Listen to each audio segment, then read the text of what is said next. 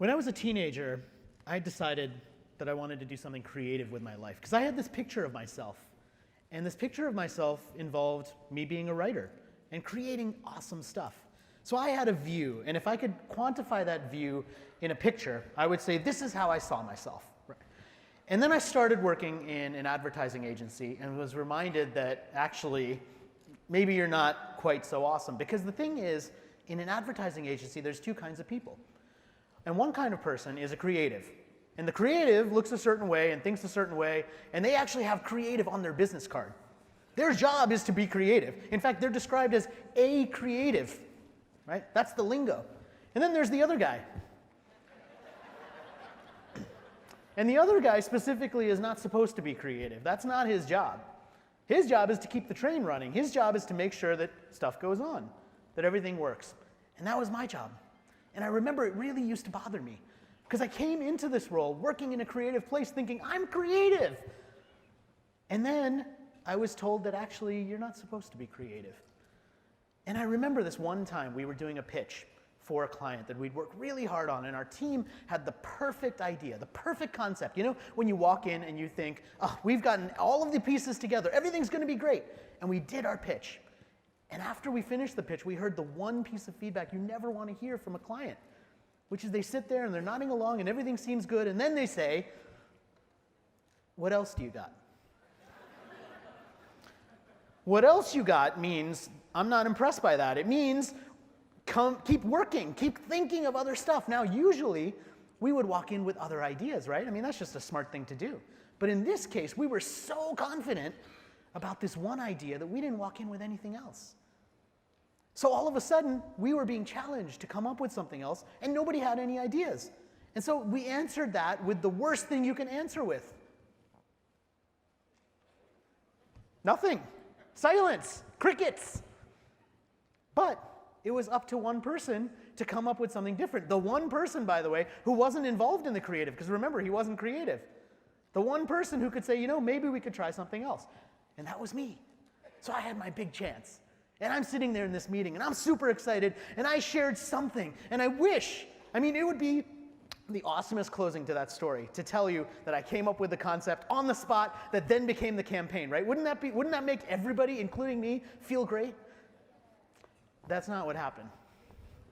In fact, the honest truth is I don't remember what happened. I don't remember what I said, but I remember how I felt. I remember how I felt. How I felt was that I was finally valued, that I could finally be creative, that I could finally think of these things that I wanted to think of. And I started asking why. Why can't I be that guy? Why can't I be creative, right? Why can't I do these things?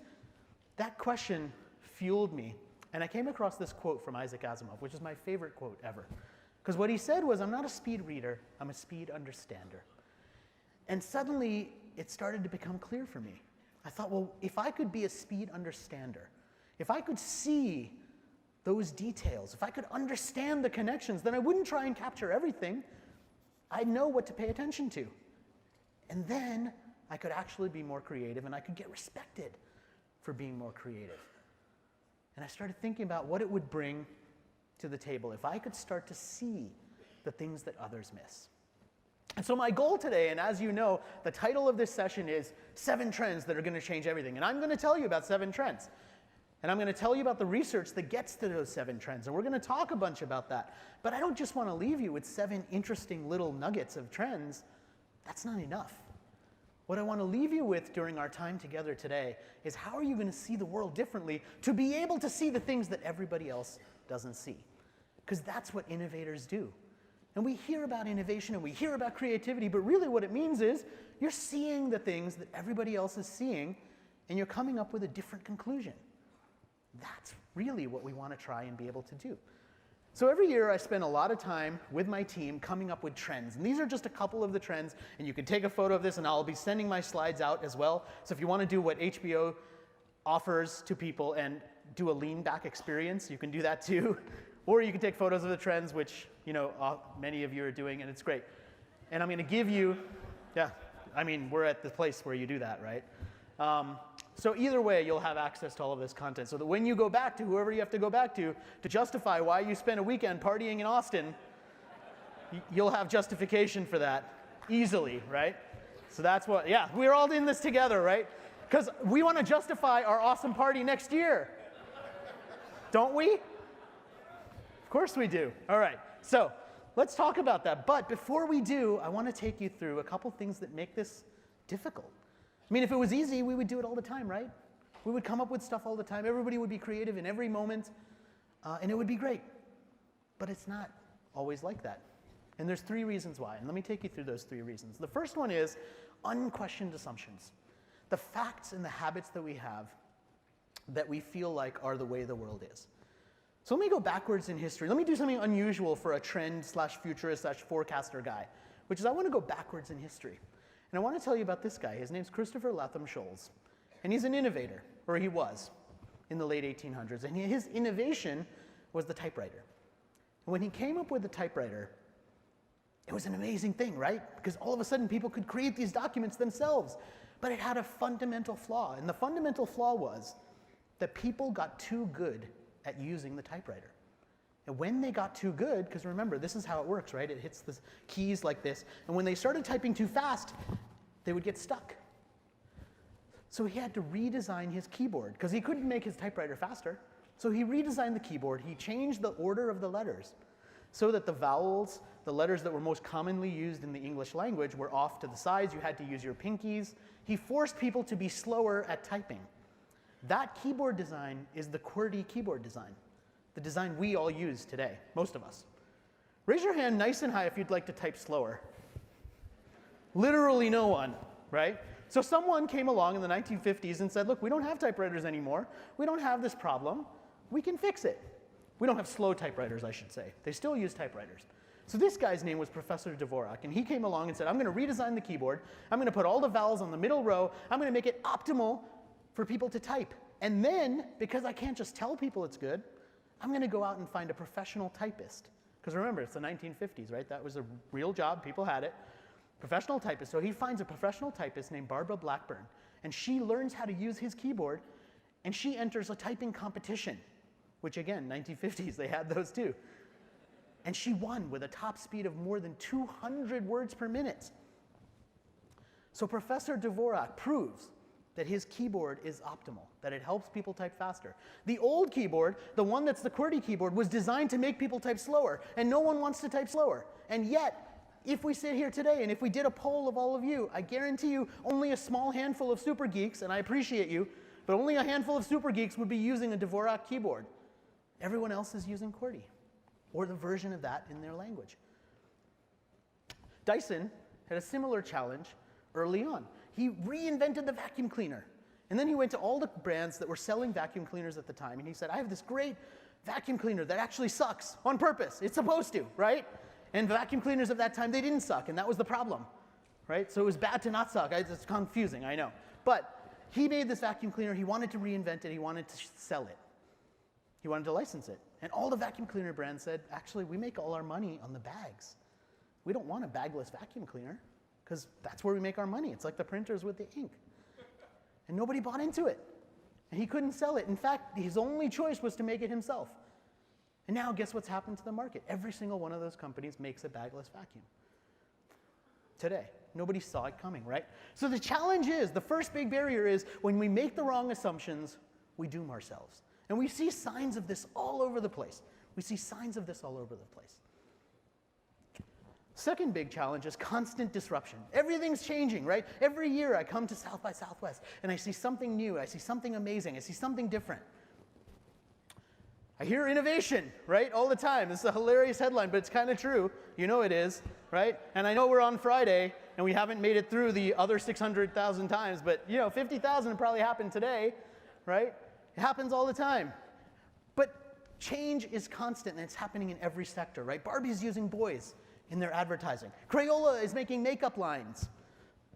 Capital One and many other banks are opening coffee shops, right? These lines between industries are starting to blur. West Elm, furniture brand, has hotels. Our president, the US president, is selling merch on Black Friday. That's what this is. 20% off Trump merchandise, Black Friday special, right? The lines between politics and e-commerce blending right there.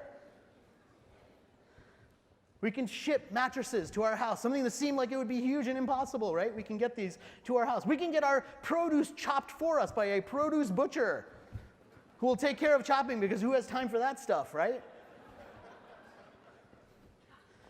We have products to help us with things that we used to be able to do with our bodily organs, like sniff food to tell if it's bad. That's what the food sniffer will do for you. Oh, this food, you shouldn't eat it. There's ovens that will tell you how long to cook food for, because who has time to read the directions? We'll just stick it in the oven. The oven will decide for us. This is algorithmic cooking, the next big thing. There's awesome bottles that take all of these vitamins and life fuels, put the vitamins into the water to create this disruptive kind of products. Reese's creates their own disruption by saying, look, all that candy that you got on Halloween that you really hate, change it in, and we'll give you candy that you actually like. How awesome is that idea? Who has time to wait for whiskey to mature? I mean, let's drink it in 2 days, man. Glaciers are melting. We don't know if we're going to be around in 30 years. Drink it now, man. Drink it now. There's apps in San Francisco where you can park your car, go to the app, tell the app where your car's parked, and they'll drive a gas truck up and fill your car up for you. Because we don't want to go to the gas station. That's so 2018, man. We can get everything delivered with robots. And the biggest problem with these robots, which are awesome delivery robots, is that when they roll past a human without somebody controlling it, people freak out. They're like, where's this robot going? When this robot goes into an elevator and people are in the elevator with the robot, they're terrified. They're kind of like, what is this thing thinking? Where's it going? What's inside? And is this part of a practical joke? I don't know. We have every option available to us. Even the stupid ones.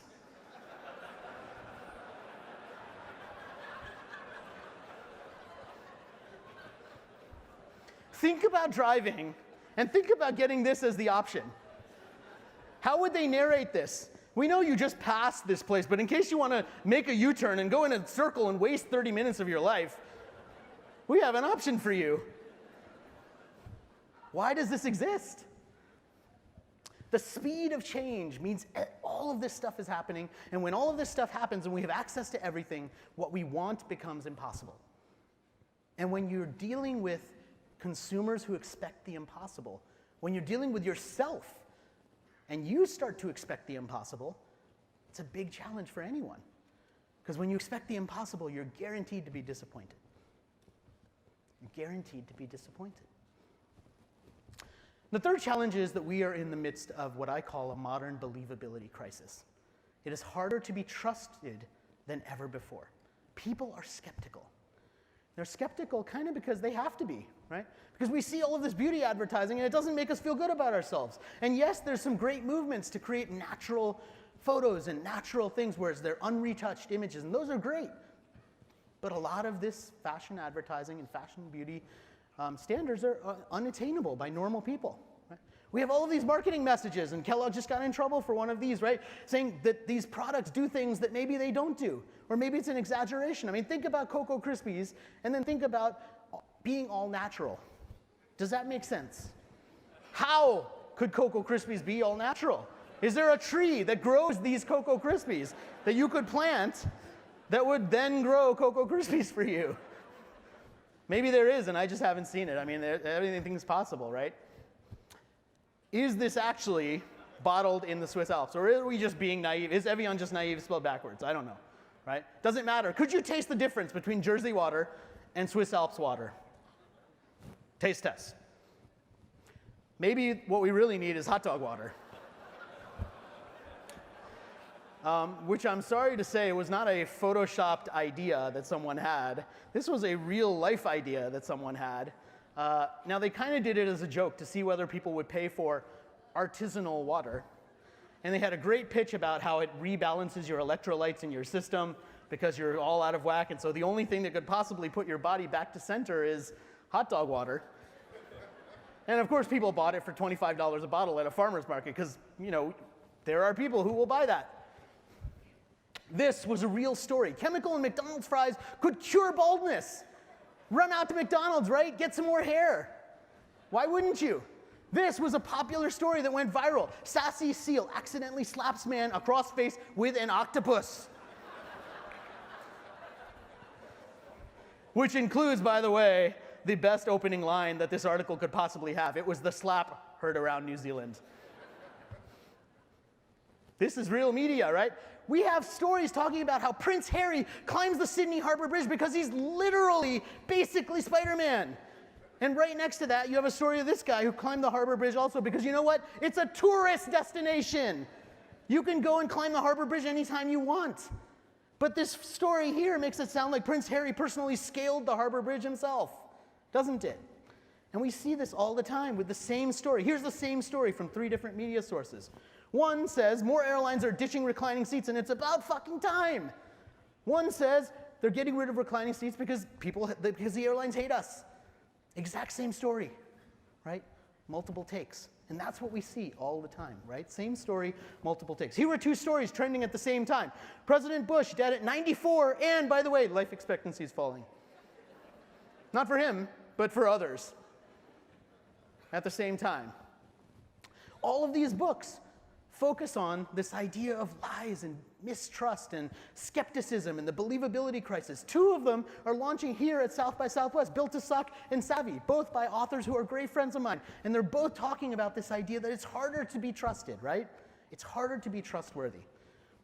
And anybody can write a book. Here was a real ad I saw in my Facebook feed. Become a best-selling author in 2019, even if you don't have time or skill to write the book. Because who needs time or skill to write a book? I mean, just get it written, man. That's what we're dealing with. That's the noise that's coming out. Lots of people putting this stuff out. Who needs time or skill? People don't trust.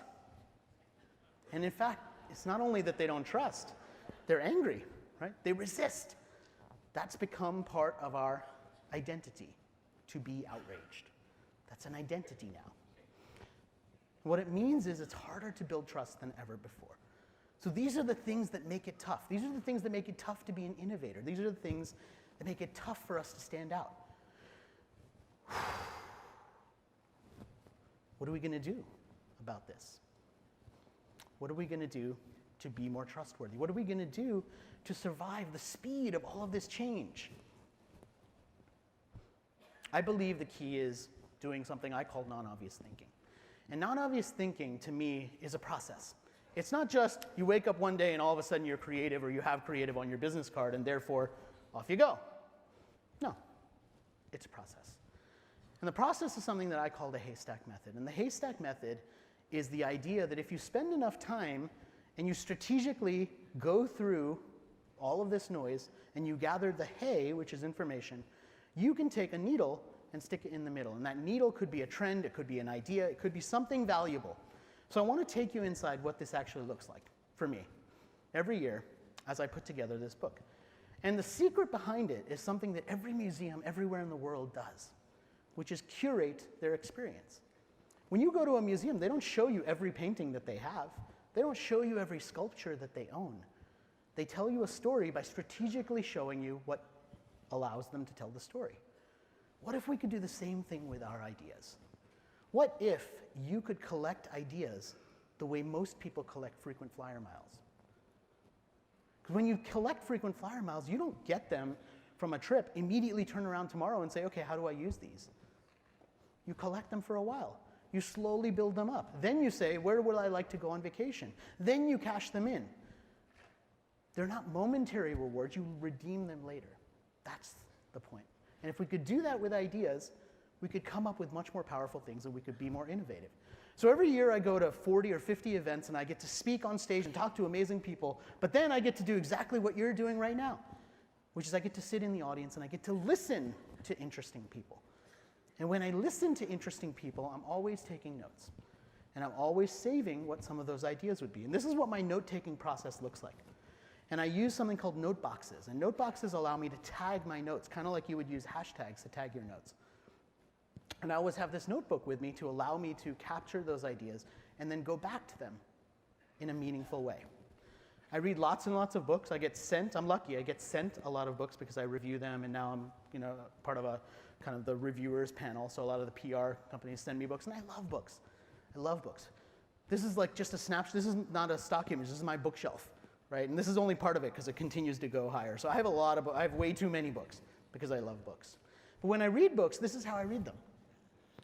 I use these colored tabs to save interesting ideas in the book so that when I take it back off my shelf, it becomes more meaningful for me. These are a couple of the unusual books that I have, right? So it's not just regular business books, it's random books with random stories about interesting things. Because the more random stories I can find, the more interesting ideas I can get. This is how I curate newspaper articles. So I'll save them, I'll tear them out of stories, I'll curate them into different folders, and then this is me kind of sorting through the different process as part of a photo shoot that we did.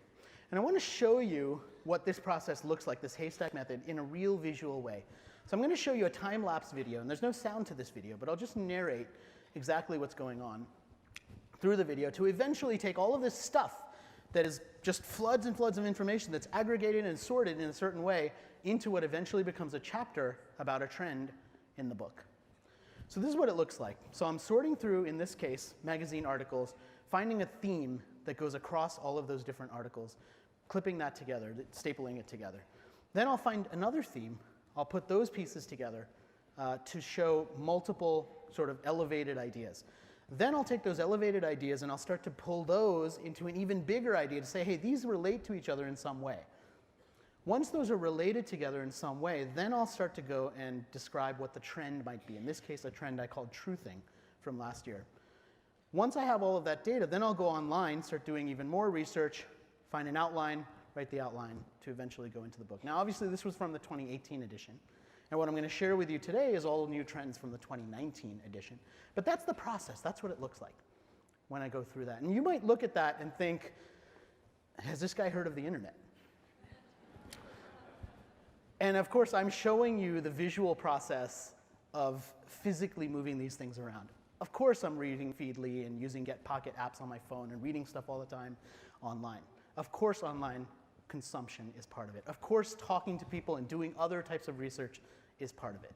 It's not just ripping things out of magazines.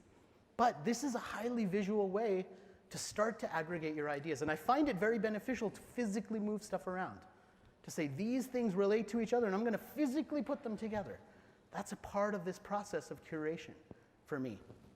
And eventually, it turns into this book. So the 2019 book is the brand new one that I'm going to talk with you about, and some of the trends I'm going to spotlight from that edition today.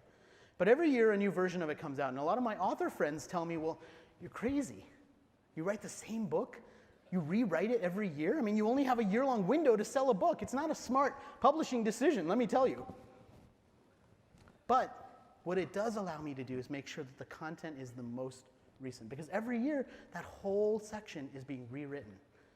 But the challenge is that sometimes we have to leave behind trends that don't expire.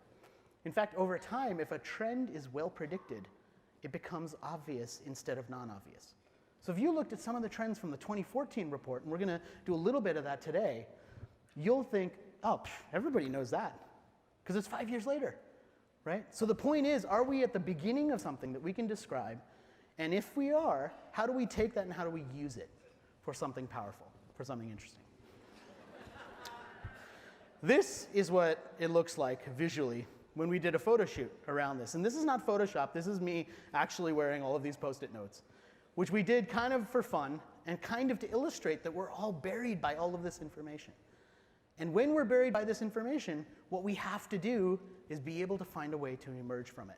And you're about to go into an event here at South by Southwest that is going to bombard you with information. I remember the first year I spoke here, I looked at my competition. And by competition, I mean the other things that were going on in the same time slot that I was speaking. There were 22. When you show up in an event and there's 22 other things going on, 22 other places people could have spent their time other than being with you, it causes two things. One is, as a speaker, it causes panic because you're like, oh my God, I hope somebody shows up. And I hope that I'm worthy of the time that they spent. The second thing that it causes, and I'm going to encourage you not to do this throughout the rest of your time, is everyone goes to every session thinking in the back of their mind about all the other things they could have gone to. And when you do that, what happens to the thing you're at? You're not present for that. You miss out. And so you ironically end up missing out on everything, because you missed the thing that you were there for, and you missed the other stuff you were worried about not going to because you couldn't make it. So the challenge is, how do we be present even though we know a lot of other stuff is going on? And it's the same challenge with collecting information. How do we figure out what to pay attention to when there's so much stuff out there, right? How do we put those pieces together? So what I want to show you is how this process works through the trends. And I've spotlighted 7 specific trends that I think are most interesting for the group here. And so for each one of them, I want to tell you about the trend. I want to give you some stories to bring that trend to life. And then I want to give you what I call a stealable idea. And a stealable idea is a way of bringing that trend to life, a way of using it, a way of making it actionable. So it's not just, oh, I listened to this guy talk about this research, and it was vaguely interesting, and he showed a couple funny slides, and he had this stupid Post-it note suit, and that was fun. I want to give you something that you can actually take and use. And then we have a giveaway for all of you of a way of curating your experience at South by Southwest.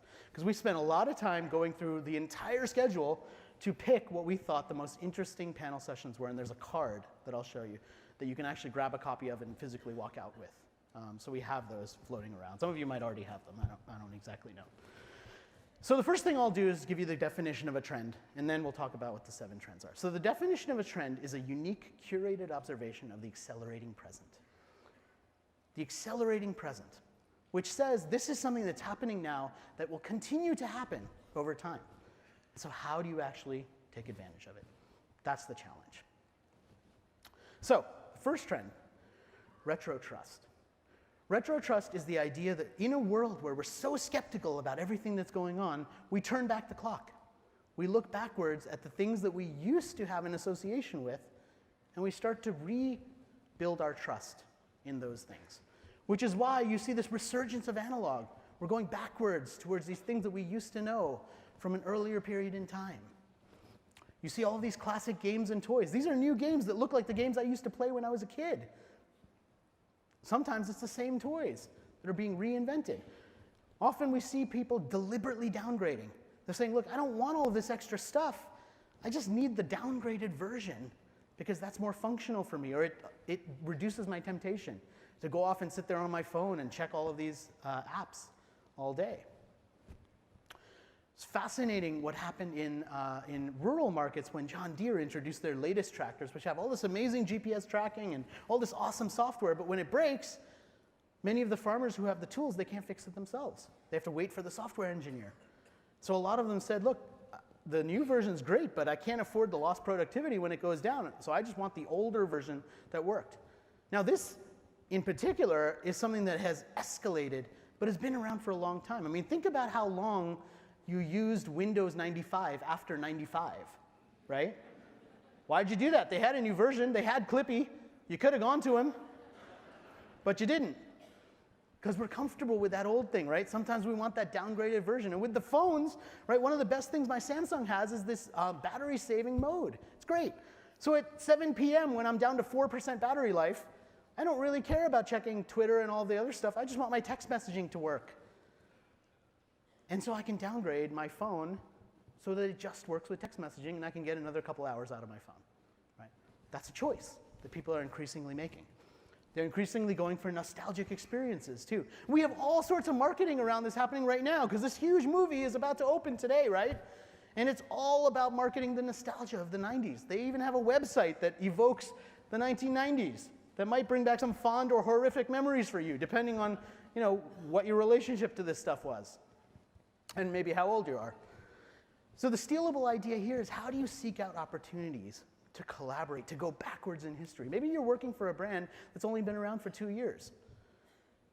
Your opportunity is to collaborate with something that's been around for longer, right? To turn back that clock, to take that trust and work with trust that was already built in something else. Second big trend, something we call muddled masculinity. Muddled masculinity is about not a singular new view of masculinity, but about the question mark that has now emerged around what it actually means to be a man. So gender is something that we've spent a lot of time looking at over time. Back in 2013, we had a trend all about the rise of women called Powered by Women. And then in 2017, when the statue came out that was like facing against the bull, and there were all of these movies like Hunger Games where the girls were the hero, they weren't princesses waiting in towers. These girls were fierce. They were killing people, and they were letting the guys die, right? That was the movie style of Divergent and Hunger Games and all of these films, right? These were fierce women. And then in 2018, we started having all these examples of ungendered. I don't want to be labeled with a gender. I want a different pronoun. I want gender to be a statement instead of a question that has a binary answer. And now what we're starting to see is this question mark around masculinity. And you see it in lots of different things. So today is International Women's Day, right? Amazing celebration of how far women have come and sometimes how far they have to come. And men who are looking at the headlines around this are reading things like, on International Women's Day, it's time for men to shut up, at the same time that they're reading headlines saying it's time for men to engage. And many men are looking at this and saying, well, do I shut up? Do I not shut up? What should I say? How do I even talk about this without being labeled as like being insensitive or not understanding or being privileged because I've grown up being a male? It's a big, big question mark. And it's uncomfortable to think about. Because we don't have the answer. There's no one way to do this. There's no one way to be good. There's wonderful articles talking about how masculinity is shifted, but still the way we treat boys and the way that boys are growing up is changing. And I highly recommend you to read this article from Sarah Rich in The Atlantic. It's called Today's Masculinity is Stifling. She raises some amazing points in this article. And one of the things she talks about was the whole movement towards girls being able to join the Boy Scouts, which was a big thing at a certain time. And she raises the really interesting question that I never thought about of why wasn't there a corresponding movement to let all of these boys join the Girl Scouts? Why doesn't that exist? Why aren't boys encouraged to do that the way that girls are being encouraged to take on some of the more masculine types of activities? There's a dual thing going on here. And it's a question mark right now. We haven't worked it out as a culture. We haven't worked it out as people. It's a big question mark. And so marketing campaigns are addressing this too. How do guys behave? What should they be paying attention to? Should we have men's makeup lines? Some brands are starting men's makeup lines. These are all question marks. And so the challenge here, the challenge for us as individuals, and the challenge for us, and I think I can say this, as innovators, right? Because if you're sitting in this audience at this event, listening to this talk, you are an innovator. Whether you describe yourself that way or not, you are. And so our challenge to go back to our groups, to go back to our friends, our families, our colleagues, is to be the innovators, to say we want to encourage this. We don't want everybody to fit into the same box. We want to encourage this. Third trend, innovation envy. We see lots and lots of examples of innovation envy. We see brands that are basically trying to do the same thing that they saw work somewhere else, right? Let's just slap some ping pong tables in our office and have open plan seating, and that'll solve all our problems. We'll automatically be more innovative. I mean, how could you not with a ping pong table in your office? Maybe we just need a hackathon. I mean, if we just did a hackathon, all of a sudden, all of our people would magically know how to code, and that would fix everything. Of course, that doesn't work either. It's a big, big challenge, right? Amazon's search for HQ2 created all sorts of innovation envy. Every city in all of these destinations was falling over itself to talk about how innovative they were. We had mayors ready to rename themselves. They were going to change their last name to Amazon if Amazon came. I mean, if that's not a description of desperation for innovation, I don't know what is on this whole situation, right? But there's some folks who are actually doing well, who are getting it right. So Comcast has Lift Labs, and what Lift Labs did, which was really unique, right, was there were lots and lots of different innovation labs, and what Lift Labs decided to do is they went out on a tour and they asked entrepreneurs. They said, what would you like? What would you actually find valuable? And then they went off and started to create resources to help those entrepreneurs. So one of the things I'm really excited about is that I'm here on the first day of South by Southwest, because we have a bunch of other days at this event to get to hang out, because I'm going to be here until Tuesday. And I'm super excited about that because I never go anywhere for the weekend. I'm usually at home. So being here for the weekend, I'm going to take full advantage of that. And so one of the things we've got is a talk that you'll find on this website that you can go to for free. We're not selling anything. You can talk a little bit more intimately about some of these trends. It's going to be more like a fireside chat. So not like a guy on stage talking to a large room. This is going to be much more intimate. So if that's interesting for you, or any of the other ones are, that's a website to go to, and you can see the full list of some of the other things that we have planned. Lots of fun stuff, right? But how do you use this trend? Play offense with innovation. Start to think about what you could do first, what you could innovate on before anyone else, right? That's one of the big challenges. Don't copycat. Don't look at other case studies. I hate this question. Anytime we propose something innovative where someone says, oh, that sounds like a good idea. Can you show me a case study? Have you ever had this question, a case study question? Oh, that's the worst. Because by definition, something that's truly innovative has no case study of someone else who's done it. That's why it's fucking innovative, right? So we have to get past that. We have to get past that. And the only way to get past that is to say, look, this is innovative, but not risky. Because what people are actually afraid of is risk, right? They're not afraid of innovation. Your managers are not afraid of innovation. Your leaders are not afraid of innovation. They're afraid of the risk associated with it. And if you can make something less risky, people will go for it. If you can tell them, look, this is the worst thing that could possibly happen. And in most cases, the worst thing that's going to happen is you waste time and money on something no one cares about. Because the opposite of love is not hate. The opposite of love is indifference. No one cares. We're too busy. We don't pay attention. You have to care in order to hate something. And I don't care enough to hate it. That's usually what people run into. That's usually the challenge. All right, next trend, artificial influence. There are more and more examples of influence being artificially created and artificially built up. Lots and lots of social media platforms. All this research talking about how many of social media platforms are fake, right? And this is just one number. You can find lots of studies talking about lots of different numbers. What they all tell you is that it's a lot. And no one really has a great way of exactly tracking how many are fake. But people know it's a lot. You have virtual performers. These are just two examples of holographic virtual performers that are filling real stadiums with real shows. So these are holographic performers that are singers or musicians, and they're performing alongside real humans in shows. And people are going by the thousands to watch them perform. These are virtual influencers on social media who are talking about brands that they love, who are talking about wearing certain designs, and people are being influenced by them as well. So the challenge when it comes to artificial influence is, how do you use some of these virtual tools, these virtual holographic things, some of these more futuristic forms of influence, but not lie, not pretend like they're real? How do you show them as artificial, but also not hide the artificialness of them? Because there is a way to do this in a more authentic manner. The challenge is, how do we make sure that we're not pretending, we're not lying? Next trend, enterprise empathy. Enterprise empathy is the idea that empathy, which used to be a nice to have, used to be a leadership skill, and it still is, but it's also becoming a business. People are making money from empathy. People are finding revenue from empathy. Here's a great example from the UK of a slow checkout, the opposite of what most grocery stores are doing. And the reason they have a slow checkout is for people who have dementia, for patients who need a little bit of extra time, for whom this checkout process is so nerve-wracking that now they have a chance to make it a little bit easier.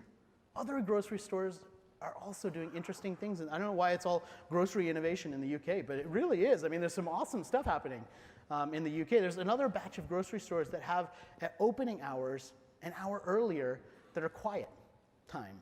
So people who have autism, who get set off by like loud noises or restocking or any of that sort of stuff, they have a quiet hour where they won't do any of those things, and it's a quieter experience, and those people can go and shop with a little bit more comfort. Wonderfully empathetic things that are driving real people to talk about them and to go there and say, you know what, you care about us. Because just because you don't happen to know someone who has empathy, or you don't know someone who has dementia, doesn't mean you don't see the value of something like this. I mean, how beautiful is that, to bring empathy into these experiences? P&G is doing the same thing with herbal essences, redesigning their bottles to have these touch dots or lines so that when you are blind or when you have your eyes closed in the shower, you can actually tell which bottle is the shampoo and which one's the conditioner. How simple is that? But how inclusive is it to do something like that too? Starbucks opened up a signing store near Georgetown University in Washington, D.C., where all of the employees are deaf, and every order is made with sign language. Wonderful inclusivity. Join Papa is a great website where you can order grandkids on demand, like an Uber ride. So now if you're older and you need help fixing your computer, or you just want somebody to hang out with, there's an hourly rate, and you can join that in certain cities as a young person, and you can just go and hang out and help out. And if you think about how crippling this disease, and I call it a disease, this disease of loneliness is in our world, especially among older people, you see how beautiful something like this is, to just help solve a little bit of it. Not all examples are that beautiful.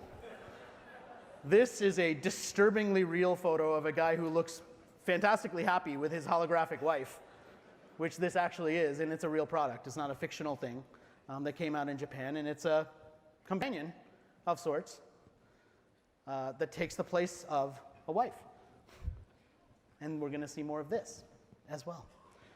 So how do you use this trend? Well, we see on the tags of all of our products, right? Made in the USA, made in China. Why don't we have a tag that says made with empathy? Made with empathy. Why don't we have a way of talking about this as a part of our business, as a business strategy, to say you should work with us, you should buy from us because we practice empathy, because we have empathy. There's a business model for that. Robot renaissance is the next trend. We talked a little bit about robots and how people kind of freak out when they see these robots, but there's lots of innovation happening when it comes to robots. So robots are our eyes and ears to places that we can't go as humans.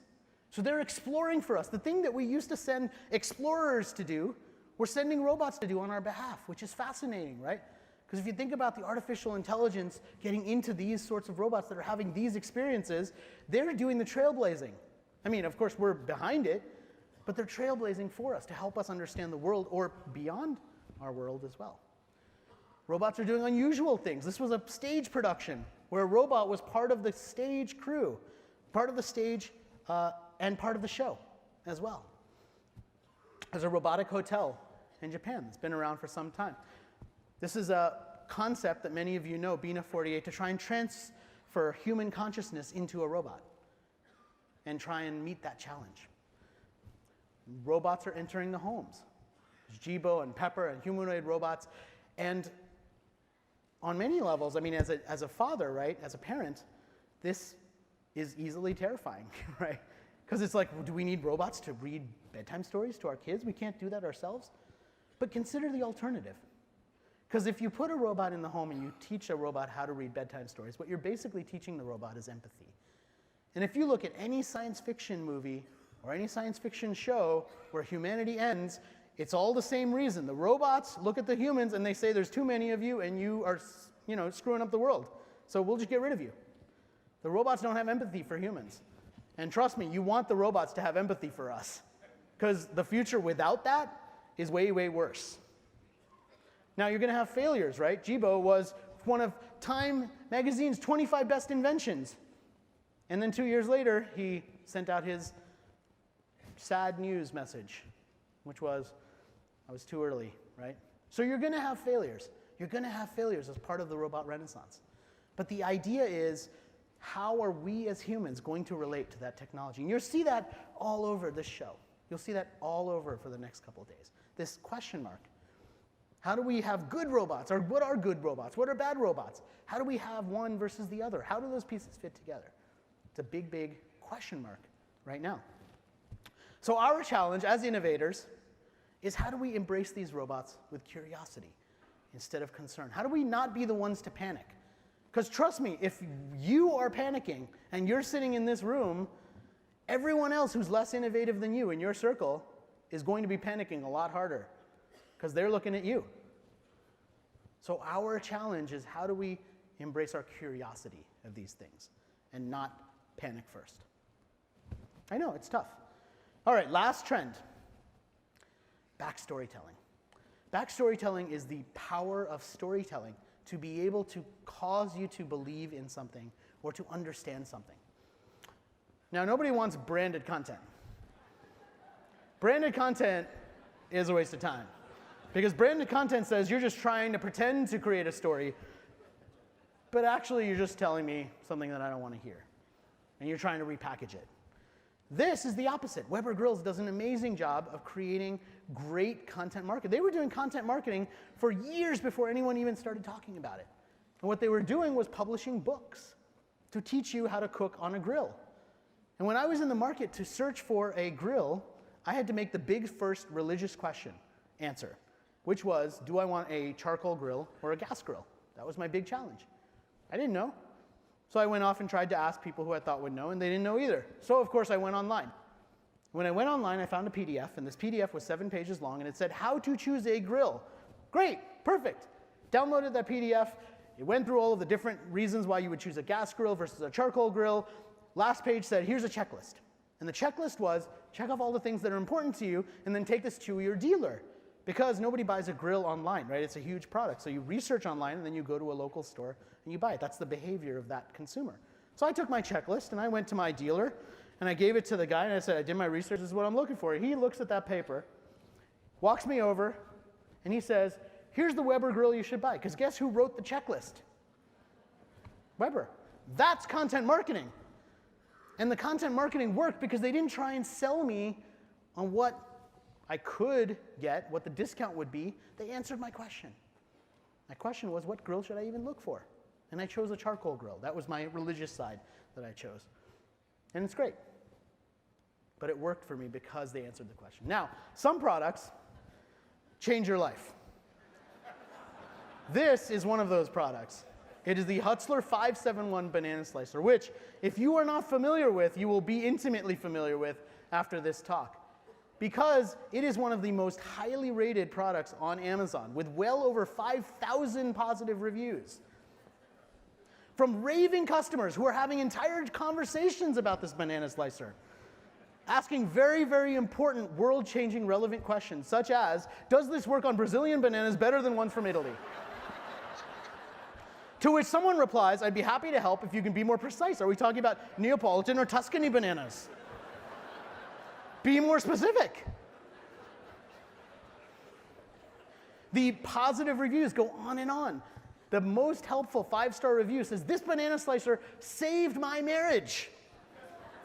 And talks about how the morning routine was transformed by using the banana slicer. Now, as you can imagine, not everyone loves the banana slicer. So there are some 1-star reviews. And the most helpful 1-star review says, this banana slicer does not work! Exclamation point, exclamation mark, exclamation mark, in all caps. And then the description says, all my bananas curve the opposite direction.